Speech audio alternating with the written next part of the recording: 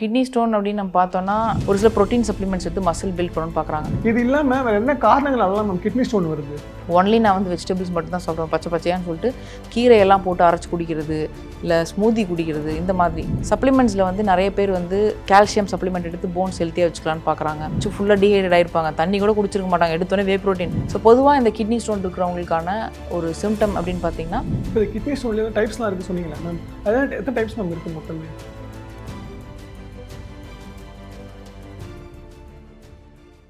Hi hello வணக்கம் and welcome to news T health guru. நான் உங்கள் முரளி. நீங்கள் நம்ம கூட பார்த்தீங்கன்னா சித்தா டாக்டர் யோக வித்யா இருக்காங்க, வாங்க பேசலாம். வணக்கம். மேம், இப்போ நம்ம உடம்புல வந்து பார்த்தீங்கன்னா முக்கியமான ஒரு ஆர்கன் தான் இந்த கிட்னி இல்லையா? இந்த கிட்னி ஸ்டோன் எடுத்துப்போமே, தண்ணி சரியாக குடிக்கல, யூரின் சரியாக போகலை அப்படின்னா இந்த கிட்னி ஸ்டோன் வர வாய்ப்புகள் இருக்குன்னு எல்லாருக்குமே தெரியும். இது இல்லாமல் வேறு என்ன காரணங்கள் அதெல்லாம் நம்ம கிட்னி ஸ்டோன் வருது?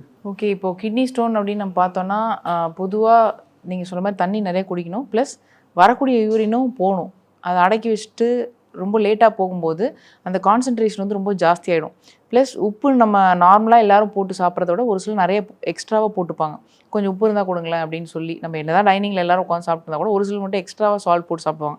அப்போது அதிகமாக எடுத்துக்கூடிய உப்பும் வந்து கிட்னி ஸ்டோன் வரும். ப்ளஸ் உப்பு தின்னா தண்ணி குடின்னு சொல்லி ஒரு பழமொழியே இருக்கப்போ உப்பு சாப்பிட்ற அளவுக்கு நம்ம தண்ணி குடித்தாதான் அந்த சால்ட் கண்டென்ட் எல்லாமே வந்து எலிமினேட் ஆகும். இப்போ கடல்லே வந்து பார்த்திங்கன்னா அவ்வளோ தண்ணி இருக்குது அப்படின்னா அது உப்பு தான் தண்ணி ஹோல்ட் பண்ணி வைக்குது. அந்த மாதிரி நம்ம உடம்புலேயே வந்து 60-70% வாட்டர் வந்து தேக்கி வைக்கிறது உப்பு தான். உப்பு சாப்பிட்லன்னா நமக்கு வந்து வாட்டரே நம்ம உடம்புல நிற்காது. நீங்கள் வேணால் ஒரு 4-5 நாள் வந்து சால்ட்டே இன்டேக் பண்ணாமல் இருந்தீங்கன்னா உங்களோட ஃபேஸ் எல்லாமே வந்து ஷ்ரிங்க் ஆகும், உங்கள் பாடியில் எல்லாமே வாட்டர் கண்டென்ட் எல்லாமே வந்து கம்மியாக வரதை பார்க்கலாம். ஸோ அது ஒரு லெவலில் இருக்கும்போது தான் தேவையான அளவுக்கு வாட்டர் கண்டென்ட் கொடுக்கும். அப்படிலாம் ஜாஸ்தியாக வாட்டர் கண்டென்ட்டு ப்ளஸ் கிட்னிக்கு ஸ்ட்ரெயின் இதெல்லாமே வந்து நடக்கும்போது நமக்கு வந்து எப்பவுமே பேலன்ஸ்டாக வந்து இருக்கணும் அப்படிங்கிறது ரொம்ப முக்கியம். ஸோ அதே மாதிரி கிட்னி ஸ்டோன் வந்து ஜாஸ்தியாக யார் பைக்கில் வந்து ரொம்ப நேரம் சன் எக்ஸ்போஸ்டாக, இப்போ எஸ்பெஷலி டெலிவரி பாய்ஸ் வந்து த்ரூ அவுட் த டே வந்து அவங்க ஏதோ ஒரு டெலிவரி சப்ளை பண்ணணும்னு சொல்லிட்டு அவங்க வந்து ஓட்டிகிட்டே இருக்காங்க அப்படின்னா அந்தளவுக்கு வெப்பத்தினால அவங்களுக்கு வந்து ஸ்வெட்டிங் இருந்துகிட்டே இருக்கும், நீர் வந்து வெளியே போயிட்டே இருக்குது. அப்போது ரத்தத்தில் வந்து இருக்கக்கூடிய மினரல்ஸ் எல்லாமே வந்து ரொம்ப திக்காகும் தண்ணி இல்லாமல். அதனால் வந்து அது வந்து ஒன்றோட ஒன்று கொலைடாகி உங்களுக்கு வந்து பைண்ட் ஆகி அது வந்து பார்த்திங்கன்னா ஃபைனலாக வந்து ஒரு ஸ்டோன் மாதிரி ஃபார்ம் ஆகுது. ஸோ இதெல்லாம் தான் வந்து மேஜர் ரீசன்ஸ். இது இல்லாமல் தைராய்டில் வந்து T3, T4, TSHலாம் தாண்டி கால்சிட்டோனின் அப்படிங்கிற ஹார்மோன் வந்து ப்ராப்பராக சுரக்கலை அப்படின்னா நம்ம சாப்பிட்ற கால்சியம் வந்து போன்ஸுக்கு, நெயில்ஸுக்கு, டீத்துக்கெலாம் போகாமல் கிட்னிக்கு போயிடும். கிட்னிக்கு போயிட்டு அங்கே போயிட்டு ஸ்டோன் ஃபார்ம் ஆகிட்டு இருக்கும். ஸோ கிட்னி ஸ்டோன் ஃப்ரீக்வெண்ட்டாக வந்துட்டே இருக்குன்னா அவங்க வந்து ஒரு தடவை தைராய்டு ப்ரொஃபைலையும் செக் பண்ணி பேராதைராய்டு ஹார்மோனும் செக் பண்ணிக்கணுங்கிறது ரொம்ப ரொம்ப முக்கியமான விஷயம். இது இல்லாமல் சப்ளிமெண்ட்ஸில் வந்து நிறைய பேர் வந்து கால்சியம் சப்ளிமெண்ட் எடுத்து போன்ஸ் ஹெல்த்தியாக வச்சுக்கலான்னு பார்க்குறாங்க. ஒரு சில ப்ரோட்டீன் சப்ளிமெண்ட்ஸ் எடுத்து மசில் பில்ட் பண்ணணும்னு பார்க்குறாங்க. ஸோ இந்த மாதிரியான ஆட்கள் தண்ணி நிறைய குடித்து அதை வந்து ப்ராப்பராக கிளென்ஸ் பண்ணல, இல்லை ஆக்சுவலாக வந்து பார்த்திங்கன்னா அந்த ப்ரோட்டீன் நம்ம எடுக்கும்போது ப்ரோட்டீஸ் அப்படிங்கிற என்சைம் வந்து நம்ம சலைவாலேயே half of the digestion முடிஞ்சிடும். பட் யாருமே சூ பண்ணி சாப்பிட்றதில்ல. இப்போ நான்வெஜ் சாப்பிட்டாலுமே நல்லா மென்று முழுங்கணும். இப்போ வே ப்ரோட்டீன் எடுக்கிறாங்க அப்படின்னாலுமே அது வாயில் வச்சு கொஞ்சம் நேரம் சலைவாவோட கொஞ்சம் எப்படி நம்ம சாப்பிட்றோமோ அந்த மாதிரியே கொஞ்சம் நேரம் வச்சுருந்து சாப்பிட்டு அதுக்கப்புறம் முழுங்கும்போது ஈஸிலி டைஜஸ்டபிள். அதை விட்டுட்டு அவங்களே வந்து அப்போ தான் ஒர்க் அவுட் முடிச்சு ஃபுல்லாக டீஹைட்ரேட் ஆகிருப்பாங்க, தண்ணி கூட குடிச்சிருக்க மாட்டாங்க, எடுத்தோன்னே வே ப்ரோட்டீன் அதை முடிச்சுட்டு அப்படியே வெயிலில் பைக் ஓட்டிகிட்டு போவாங்க, எங்கேருந்து தண்ணி இருந்துச்சு. ஸோ அதெல்லாமே வந்து உங்களுக்கு திக்கன் ஆகும்போது உங்களுக்கு வந்து பார்த்திங்கன்னா அது இல்லாமல் எம்எல்சிஃபைஸ் நிறைய போடுறாங்க டேஸ்ட்காக.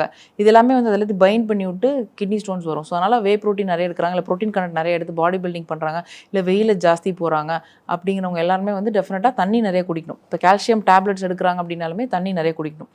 அது இல்லாமல் ஃபர்ஸ்ட் ஆஃப் ஆல் ஒரு கிட்னி ஸ்டோன் வந்துச்சுன்னா எல்லாத்தையும் எதை தான் சாப்பிட்றதே தெரியாது. ஏன்னா ஒரு சில நான்வெஜ் சாப்பிட வேணாமாங்க, ஒரு சில பால் குடிக்க வேணாமா, ஒரு சில இளநீர் குடிக்க வேணாமாங்க, ஏன்னா இளநீலே கால்சியம் இருக்குமாங்க. ஸோ பயங்கர கன்ஃபியூசிவாக இருப்பாங்க. அதுவும் இல்லாமல் ஒரு சில கிட்னி ஸ்டோன் வந்துச்சுன்னா சீசன்லாம் வந்துட்டு போயிடும், ஒரு சிலருக்கு அடிக்கடிக்கு வரும். அப்போ மொத்தமாக என்ன சாப்பிட்றனே தெரியாமல் முழிப்பாங்க. ஸோ அந்த மாதிரி இருக்கிறவங்க ஏற்கனவே வந்து பார்த்திங்கன்னா அந்த யூரினில் ஸ்டோன் வந்துடுது அப்படின்னா முடிஞ்ச வரைக்கும் கலெக்ட் பண்ணி வச்சுக்கணும்.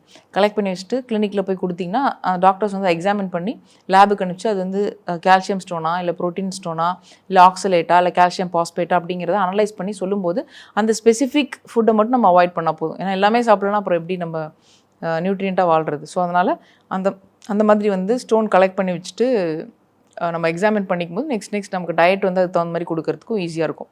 அதே போல் வந்து பார்த்திங்கன்னா நிறைய பேருக்கு வந்து இன்றைக்கி கிட்னி ஸ்டோன் வேறு எதனால் வருதுன்னு பார்த்திங்கன்னா நிறைய வீகன் டயட்டில் இருக்காங்க, ரா வெஜிடேரியன் டயட் ஒன்லி நான் வந்து வெஜிடபிள்ஸ் மட்டும் தான் சாப்பிடுவேன், பச்சை பச்சையான்னு சொல்லிட்டு கீரையெல்லாம் போட்டு அரைச்சி குடிக்கிறது, இல்லை ஸ்மூதி குடிக்கிறது, இந்த மாதிரி அந்த கீரையில் வந்து சமைக்காமல் நம்ம சாப்பிட்டோம்னா ஆக்சலேட்டுங்கிற கண்டென்ட் நிறைய இருக்கும். அப்போது கால்சியமோட பைண்ட் ஆகி கால்சியம் ஆக்சலேட் ஸ்டோன் வரும். எப்பவுமே கீரையை வந்து குக் பண்ணி இல்லை ஸ்டிர் ஃப்ரை பண்ணி இல்லை கடைஞ்சி சாப்பிட்றது தான் நல்லது. பச்சையாக நம்ம வந்து கீரைகள் வந்து சாப்பிட்றது அவ்வளோ நல்லது கிடையாது. ஸோ அதனால் to avoid kidney stones cook பண்ணி சாப்பிட்ணும். அது எக்ஸ்க்ளூடிங்காக ஒரு விதிவிலக்காக வச்சுக்கணும் அப்படின்னா லெட்யூஸ் வேணால் ராவாக சாப்பிட்லாம். பட் அதர்வைஸ் எல்லா டைப் ஆஃப் ஸ்பினாச் ஆகட்டும் இல்லை சிவப்பு தண்டு கீரை எந்த கீரையாக இருந்தாலுமே நம்ம வந்து குக் பண்ணி சாப்பிட்றது நல்லது. ஸோ அது இல்லாமல் நிறைய உணவில் வந்து ஒன்ஸ் கிட்னி ஸ்டோன் கால்சியம் ரிலேட்டடாக வந்துருச்சு, அந்த ஸ்டோன் எக்ஸாமின் பண்ணி கால்சியம்னால தான் வந்துச்சு நம்ம கண்டுபிடிச்சிட்டோம் அப்படின்னா அகெயின் வந்து பார்த்திங்கன்னா broccoli, cabbage, cauliflower, so milk, இந்த மாதிரி கால்சியம் ஃபுட்ஸை வந்து கொஞ்சம் நாளைக்கு தவிர்க்கிறது நல்லது. அதே போல் கால்சியம் மெட்டபாலிசத்துக்கு தைராய்டை செக் பண்ணிவிட்டு அதுக்கப்புறம் இதெல்லாம் நம்ம எடுத்துக்கலாம் கிட்னி ஸ்டோன். ஸோ இதெல்லாம் தான் வந்து பார்த்திங்கன்னா பேசிக்காக வந்து ரீசன்ஸ். இப்போ கிட்னி ஸ்டோன்லேயே டைப்ஸ்லாம் இருக்குது சொன்னீங்களா மேம்? அதான் எத்தனை டைப்ஸ் மேம் இருக்குது மொத்தமே? இப்போ கிட்னி ஸ்டோன்ஸ் வந்து நிறைய டைப்ஸ் இருக்குது. அதில் வந்து எஸ்பெஷலி சால்ட்னால ஃபார்ம் ஆனது, அதே போல் கால்சியம்னால, இல்லை நான் சொன்ன மாதிரி கீரை இந்த மாதிரியான ஃபுட்டில் நிறைஞ்ச இந்த நட்ஸ்லேயும் வந்து நிறைஞ்ச ஆக்சலேட் ஸ்டோனு, பாஸ்பரஸ் அகெயின் வந்து பார்த்திங்கன்னா ரெட் மீட்னால் வரக்கூடியது, அதே போல் யூரிக் ஆசிட் ஸ்டோன். இப்போ யூரிக் ஆசிட் ஸ்டோன் வந்து பார்த்திங்கன்னா எஸ்பெஷலி ஆர்கன் மீட் அதிகமாக சாப்பிட்றவங்க, இப்போ வந்து தலைக்கறி, குடல் கறி, மூளையை சாப்பிட்றது, லிவரு, இந்த மாதிரி ரொம்ப ஃப்ரீக்வெண்ட்டாக அவங்க வந்து யூரிக் ஆசிட் ரிச் ஃபுட்ஸ் வந்து சாப்பிட்டுட்டே இருக்காங்க அப்படின்னா டெஃபினட்டாக யூரிக் ஆசிட் ஸ்டோன் ஃபார்ம் ஆகும். இது இல்லாமல் யூடிஐ இன்ஃபெக்ஷனால் ஃபார்ம் ஆகக்கூடிய ஸ்டோன், இப்போ யூரினரி ட்ராக்டில் ஈக்குவல் இன்ஃபெக்ஷன் இருந்துகிட்டே இருக்குது அப்படின்னா அவங்களுக்கும் வந்து அது தொடர்ந்து கிட்னி ஸ்டோன் ரொம்ப ரேப்பிடாக ஃபார்ம் ஆகும். ஏன்னா ஒரு கிட்னி ஸ்டோன் அப்படிங்கிறது ஜென்ரலாக ஒரு மணல் மாதிரி சைஸில் ஆரம்பித்து ஒரு நிலக்கடலை சைஸ் வரைக்கும் கூட பெருசாகலாம். இது வந்து பொதுவாக வந்து பார்த்திங்கன்னா கிட்னியில் இருக்கலாம், இல்லை கிட்னிலேருந்து டிசெண்ட் ஆகக்கூடிய யூரிட்டர் அதில் இருக்கலாம், அது கனெக்ட் ஆன பிளாடர். ஸோ பிளாடரில் தான் நமக்கு யூரின் வந்து தேங்கி அதுக்கப்புறம் வந்து யூரித்ராவிலே வெளியே போகும். ஸோ இதில் எங்கே வேணால் இருக்கலாம். இது எப்படி கண்டுபிடிக்கலான்னு பார்த்தீங்கன்னா யூரின் போகும்போது ஃபஸ்ட்டு வந்து பிளட் வந்துட்டு அதுக்கப்புறம் யூரின் வருது அப்படின்னா அவங்களுக்கு பிளாடர்லேயே நின்றுட்டுருக்கு கல், அப்போ அதனால் ஃபஸ்ட்டு அது வந்து உராஞ்சிட்டு பிளட் வந்துருச்சு. இதே யூரின் வந்துட்டு லாஸ்ட்டில் வந்து அவங்களுக்கு பிளட் வந்ததுன்னா எங்கேயோ மேலே யூரிட்டர்லையோ கிட்னிலையோ போய் மாட்டிகிட்டு இருக்குது அப்படிங்கிறது அர்த்தம். ஸோ பொதுவாக இந்த கிட்னி ஸ்டோன் இருக்கிறவங்களுக்கான ஒரு சிம்டம் அப்படின்னு பார்த்தீங்கன்னா நமக்கு வந்து முதுகு வலிக்கிற மாதிரி தெரியும். ஸோ நிறைய பேர் வந்து எனக்கு முதுகு வலி இது வலிக்குதுன்னு சொல்லிட்டு ஒரு ஆன்டிஸ்பாஸ்மோடிக் டேப்லெட் ஏதோ ஒன்று வாங்கி போடுவாங்க, இல்லை வலி மாத்திரை போட்டு கம்முன்னு விட்டுருவாங்க. பட் அந்த கிட்னி ஸ்டோன் இருக்குது அப்படின்னா கரெக்டாக நம்மளோட ரிப்பு முடிகிற இடத்துல பேக் சைடில் வந்து பெயின் வந்து ஹெவியாக இருக்கும். ஒரு சிலருக்கு அந்த பெயின் வந்து கொஞ்சம் ரேடியேட் ஆகி கிராயின் வரைக்கும், அதாவது யூரின் போகிற இடத்து வரைக்கும் கூட அந்த பெயின் வந்து ரேடியேட் ஆகி வரதுக்கு வாய்ப்பு இருக்குது. ஸோ யூரின் வந்து அடிக்கடிக்கு போகணுன்னு தோணும், அதாவது ஃப்ரீக்வெண்ட்டாக யூரினேஷன் இருக்கும், அடக்கி வைக்கவே முடியாது, அடக்குனா வலி இருக்கும், இல்லை ஒரு மாதிரி ஒரு அன்ஈசினஸ் டிசீனஸ் இருக்கும். ஸோ இதெல்லாம் இருந்தாலும் வந்து அவங்களுக்கு கிட்னி ஸ்டோன் இருக்குன்னு அர்த்தம். ஒரு சிலருக்கு வந்து பார்த்திங்கன்னா யூரின் போகும்போது ரொம்ப ஃபவுல் ஸ்மெல்லு, இல்லை ஒரு மாதிரி கலங்கலான யூரின், இல்லை ஒரு மாதிரி ஹனி ஸ்மெல்லில் ஒரு யூரின், இதெல்லாம் இருந்துச்சுனாலும் அவங்களுக்கு வந்து கிட்னி ஸ்டோன் இருக்குது அப்படிங்கிறது அர்த்தம். ஸோ ஃப்ரீக்வெண்ட் யூரினேஷன் இருந்தாலும் பார்க்கணும். ரெண்டாவது, இப்போ ஏதோ ஒரு ரீசன்னால அவங்களுக்கு வந்து கிளென்ஸ் பண்ணணும், நம்ம உடம்பே தள்ளி கிட்னிலேருந்து இறங்கி யூரிட்டர் டியூப் வழியாக நின்றுட்டுருக்கு, அப்ஸ்ட்ரக்ட் ஆயிடுச்சு அப்படின்னா திருப்பி வந்து கிட்னியில் இருக்கக்கூடிய கழிவுகள் வெளியேறாமல் கிட்னி வீங்கிடும்.